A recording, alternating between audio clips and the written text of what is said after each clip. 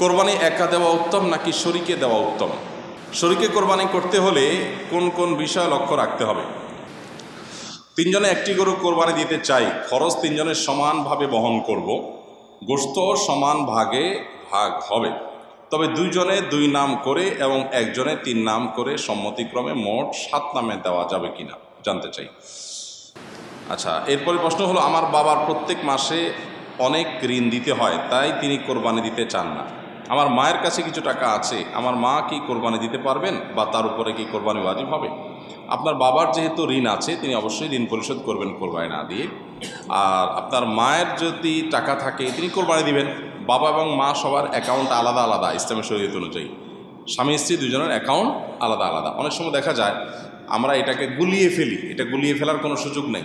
স্বামীর যদি টাকা না থাকে তো বেচারাও কোরবানি দিবে না, স্ত্রীর টাকা আছে তিনি কোরবানি দিবেন, তখন স্ত্রীর কোরবানির থেকে গোশত খাবে স্বামী। এই তো এরকম ব্যাপার না যে স্বামীর যেহেতু ঋণ আছে অতএব আমি কোরবানি দেব না, স্বামীর ঋণ আমি পরিশোধ করতে বাধ্য, এরকম না। স্ত্রী যদি স্বামীর ঋণ পরিশোধ করেন সেটা তার পক্ষ থেকে এহসান হবে, ভালো। তিনজনে একটি গরু কোরবানি দিতে চাই, খরচ তিনজনের সমানভাবে বহন করব, গোশত সমান ভাগে ভাগ হবে, তবে দুইজনে দুই নাম করে এবং একজনে তিন নাম করে সম্মতিক্রমে মোট 7 নামে দেওয়া যাবে কিনা জানতে চাই। দেখুন, কোরবানিতে ভগ্নাংশ কেউ নিতে পারবে না, পূর্ণ একটা অংশ নিতে হবে। এখানে কেউ ভগ্নাংশ নিচ্ছে না প্রশ্নের ক্ষেত্রে, কিন্তু একটা গরুতে সর্বোচ্চ 7 ভাগে দেওয়া যায়, 7 ভাগে দিতে বাধ্য না। এর মানে এই না যে 7 ভাগে দেওয়া যাবে। মানে যেভাবে স্টাইলে ধরছেন আমার তো মনে হচ্ছে রেকর্ড করছেন, রেকর্ড করলে স্ট্যান্ডে সেট করেন, করে সুন্দর করে করেন, নিয়মতান্ত্রিকভাবে করেন। হ্যাঁ, আচ্ছা, একজনে 3 নাম দিয়েছেন অথচ টাকা দিয়েছেন 3 ভাগের 1 ভাগ। 3 নাম মানে 3 জনের তরফ থেকে দিয়েছেন, তো আর বাকি তিনজন সমান করে টাকা দিয়েছেন। তার মানে এখানে হয় 3 জনের পক্ষ থেকে হবে বা এক একজনের 2 জনের তরফ থেকে দিবেন, তাহলে 6 জনের তরফ থেকে হবে। যেহেতু টাকা সমান দিচ্ছেন, টাকা দিচ্ছেন সমান, কিন্তু নাম একটা বেশি দিচ্ছেন, সেটা কিসের ভিত্তিতে? যদি সবাই বলেন ঠিক আছে আমরা টাকা বেশি দিলেও ওনাকে একজনের তরফ থেকে বেশি দেওয়ার সুযোগ আমরা দিলাম, আমাদের পক্ষ থেকে ছাড়, তাহলে সেক্ষেত্রে সেটা জায়েজ আছে। তাহলে ব্যাপারটা এরকম হবে যে একটা গরুর দাম ধরা যাক 90,000 টাকা, 3 জন 30,000 করে টাকা দিলেন, তাহলে 30,000-এ দুই নাম করে দিয়েছেন, অর্থাৎ 2 জনের তরফ থেকে, কেউ নিজের স্ত্রী, নিজের বাবার অন্য কারণ পক্ষ থেকে দিলেন, আরেকজন 3 জনের তরফ থেকে দিলেন। 3 নাম মানে 3 জনের তরফ থেকে। তো যে ব্যক্তি 3 জনের তরফ থেকে দিলেন তার তো 45,000 টাকা দেওয়ার কথা, কিন্তু দিয়েছেন 30,000 টাকা, তাহলে বাকি 15,000 টাকা যেটা তিনি দেন নাই, অবশিষ্ট 2 শরিক মিলে যদি বলেন ঠিক আছে আমরা দিয়ে দিয়েছি, ওইটাই ওখানে কাউন্ট করলাম, এটা তোমার জন্য গিফট, তোমার তরফ থেকে হলো, তাহলে জায়েজ হবে। আদারওয়াইজ এটা জায়েজ হবে না। অর্থাৎ টাকা সমান সমান দিলাম, কিন্তু আমি ভাগ বেশি নিলাম কম নিলাম, এটা করা যাবে। কোরবানি একা দেওয়া উত্তম নাকি শরীকে দেওয়া উত্তম? কোরবানি অবশ্যই ভাগে না দিয়ে একাকী দেওয়া উত্তম, এতে কোনো সন্দেহ নাই। আপনি একটা গরুর 7 ভাগের 1 ভাগ নিলেন, এটার চাইতে আপনি একটা ছাগল কোরবানি দিলেন, এই দ্বিতীয় অপশনটা অবশ্যই উত্তম, এতে কোনো সন্দেহ নাই। কারণ আপনি যখন শরীকে কোরবানি দিলেন তখন সেখানে অনেক শরীক, তাদের কার উপার্জন হালাল, কার উপার্জন হারাম, কার মিশ্র উপার্জন, কার নিয়ত গোশত খাওয়া, নানান রকমের ঝামেলা সেখানে থাকে। আর আপনি যখন একা একা দিলেন তখন সেই ঝামেলাটা আর থাকে না। তো এই জন্য একাকী কোরবানি দিলে সেটা অধিকতর উত্তম হয়। আমরা সাধারণত গরু কোরবানি না দিলে আমাদের দিলটা শান্তি হয় না। এই দিলটা শান্তি হয় না কি আল্লাহর জন্য, আল্লাহর রাস্তা বেশি টাকা খরচ করার নিয়তে? সেটাই যদি হয় তাহলে অন্য খাতে দানের ক্ষেত্রে কেন এত আগ্রহ দেখা যায় না? তো এই জন্য আসলে আমাদের নিয়তটাকে পরিশুদ্ধ করা দরকার যে আমরা কেন কোরবানি দিচ্ছি। অতএব কোরবানি আপনি একা একা দিতে পারলে সেটা উত্তম। হ্যাঁ, শরীকে দিলে সেটা জায়েজ আছে, এটা জায়েজ না। শরীকে কোরবানি করতে হলে কোন কোন বিষয় লক্ষ্য রাখতে হবে? শরীকে কোরবানি করতে হলে আপনাকে লক্ষ্য রাখতে হবে প্রথমত যে শরীক সবার উপার্জন যেন হালাল হয়।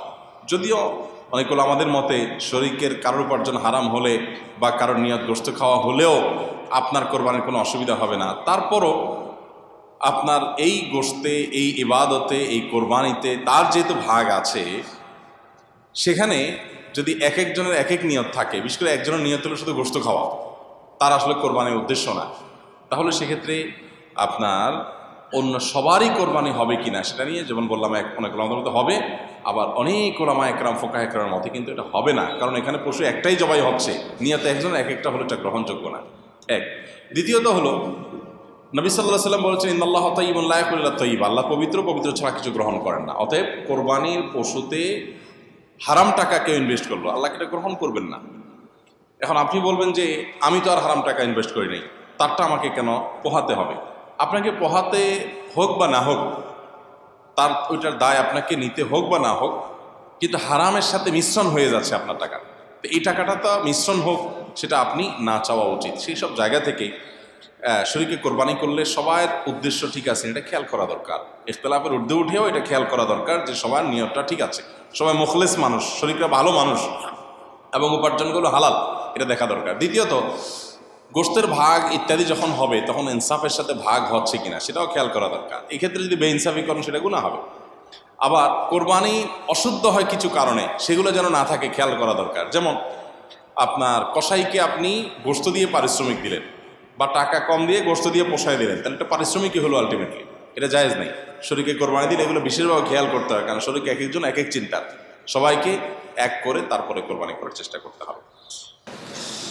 ভালো মানুষ বেশি দিন বাঁচে না, কথাটা কি সত্য?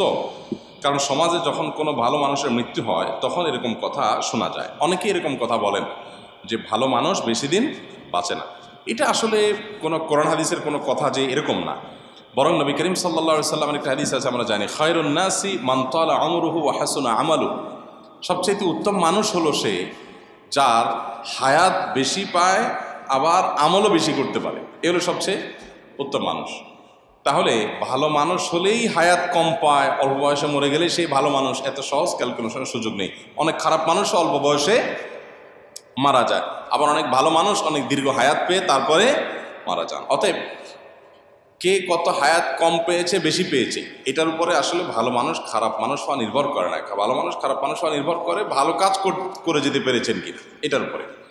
বরং যদি ভালো কাজ করার সুযোগ পায় তাহলে দীর্ঘ হায়াত পেলে আরও ভালো, নবী সাল্লাল্লাহু আলাইহি ওয়াসাল্লাম বলেছেন। অতএব আমরা যে বলি অল্প বয়সে মারা গেলেই বলি যে লোকটা ভালো ছিলেন, ভালো মানুষ দেখে বেশি দিন বাঁচেন নাই, এরকমটি এত সহজে যোগ বিয়োগ করা ঠিক না। তবে হ্যাঁ, কেউ মারা যাওয়ার পর সে যদি সত্যিই ভালো হয় তো সুধারণা করা যেতে পারে, এতে কোনো সমস্যা নেই। কোরবানি একা দেওয়া উত্তম নাকি শরীকে দেওয়া উত্তম? শরীকে কোরবানি করতে হলে কোন কোন বিষয় লক্ষ্য রাখতে হবে?